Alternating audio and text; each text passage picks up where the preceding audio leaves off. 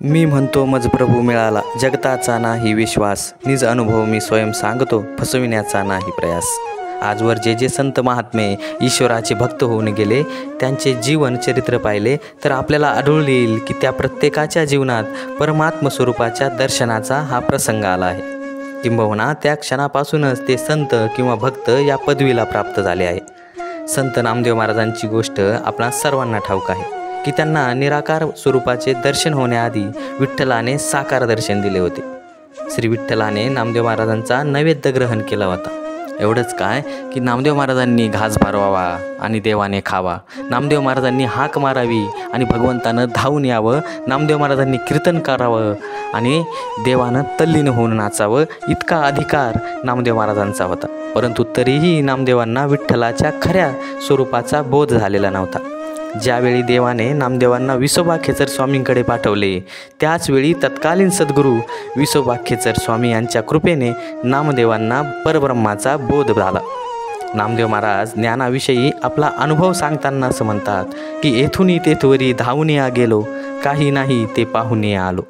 कोठे गेलो कोठे धावूनिया आलो, काही नाही ते पाहुनिया आलो। खेचर विसा म्हणे नामदेवा, काही नाही ते तुम्ही मज दाखवा। या परमात्म्याची मोठी गंमत आहे। त्याने अवाढव्य आणि अपरिमित असा हा दृश्यमान विश्वपसारा निर्माण केला, परंतु एवढे सगळे कर्तृत्व निर्माण करूनही त्याने स्वतःला लपवून घेतले आहे। स्वतः निराकार निराभास राहिला आहे। याच्या स्वरूपाचा साक्षात्कार झाला तरी जिज्ञासूला हे परमतत्व इथे आहे की नाही असेच वाटते।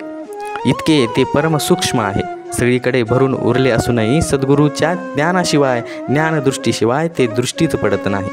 भगवद्गीतेचा 11वा अध्याय म्हणजे विश्वरूप दर्शनाच्या वर्णनीय सोहळ्याचे दृश्य शब्दाद्वारे व्यक्त करण्याचा प्रयत्न होय, परंतु ज्ञानदृष्टी अभावी हे वर्णन वाचून आजवर कोणीही त्या दिव्य दर्शनाचा आनंद मिळू शकले नाही।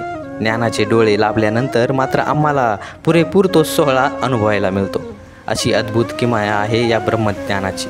ज्ञानेश्वर माऊलींनी आपल्या रसाळवाणीने भगवद्गीतेला जो साज चढविला आहे तो केवळ अलौकिक होय। म्हणूनच त्यांनी या ज्ञानज्योतीला चढविलेले अलंकार पुन्हा पुन्हा पाहण्याचा मोह टाळता येत नाही। वानगी दाखल 1-2 ओव्या इथे नमूद कराव्यासा वाटतात। परी कायसे बा हे चोज, विस्मयो करावयाही पांडू नाही मज, नित्य होऊनी जातसे निर्भुज आश्चर्य येणे। परंतु हा केवढा प्रचंड अद्भुत चमत्कार आहे हे पाहून चकित होण्या इतका विस्मयाचे बळही आमच्याजवळ नाही। अहो, हे आश्चर्य पाहून चित्त केवळ वेडेच होऊन जाते। हे विश्वरूप येथे आहे की नाही याचाही नीटसा भरोसा येत नाही। अहो, या स्वरूपाच्या प्रभेची लवलाई ती काय सांगावी। हा सर्व विश्वसमुदाय इथे कोंदून तरी कसा ठेवला असावा हा मनामध्ये प्रश्न पडतो। वास्तविक हे शब्दांनी सांगता येण्यासारखे नाही, याचा प्रत्यक्ष अनुभवच घ्यावा लागेल। आपण पाहतो की विद्युत वाहक वस्तूमध्ये विजेचा प्रवाह सोडला तर तो त्या वस्तूला व्यापून टाकतो। त्या वस्तूच्या कोणत्याही बाजूला स्पर्श केला तरी तो जाणवतो।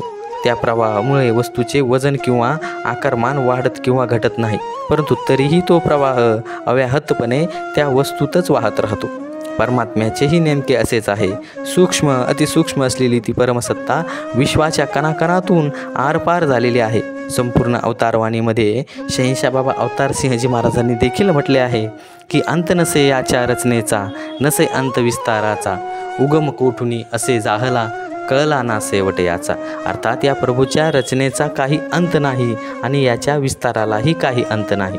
हा किती खोलवर आहे आणि किती विशाल आहे याचाही अंत लागत नाही। जोपर्यंत आम्हाला ज्ञानदृष्टी लाभत नाही तोपर्यंत परमात्मा हे एक मोठे कोडेच समजले जाते, परंतु जेव्हा ज्ञानदृष्टीचा लाभ होतो त्यावेळी अत्यंत गूढ असे हे परब्रह्म ब्रह्मज्ञान अंतर्बाह्य सर्वत्र दिसू लागते।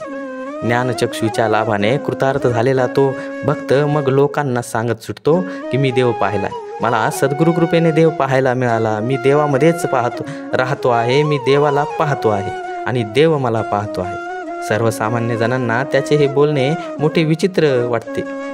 ज्याला वेड लागले असावे असं देखील म्हणायला ही लोक मागं पुढं पाहत नाहीत, परंतु आनंदाचा गाभा सापडलेला तो भक्त कोणी काही म्हणत असले तरी त्याची तमा बाळगीत नाही। तो आपल्या आनंदात, तो आपल्या अनुभवातच आपली ग्वाही देत असतो। ज्ञानेश्वर माऊलींनी एका अभंगाद्वारे म्हटले आहे की ब्रह्मप्राप्ती पूर्ण झाली ज्या नाराला, अंतर्बाह्य झाला प्रकाशाची। बाहेर भीतर लावी तैसा दीप सबाह्य अमुप रूप फाके. अर्थात ज्याला पूर्ण ब्रह्माची प्राप्ती झाली त्याला अंतर्बाह्य प्रकाश लाभतो. ज्याप्रमाणे आपण घरात आणि घराबाहेर दिवा लावल्यानंतर दोन्ही ठिकाणी प्रकाश फाकतो तशी त्याची अवस्था होऊन जाते. अग्नीमध्ये लोखंड पुरते तप्त झाल्यानंतर ते लोखंड म्हणजे निव्वळ अग्नीच आहे असे भासते.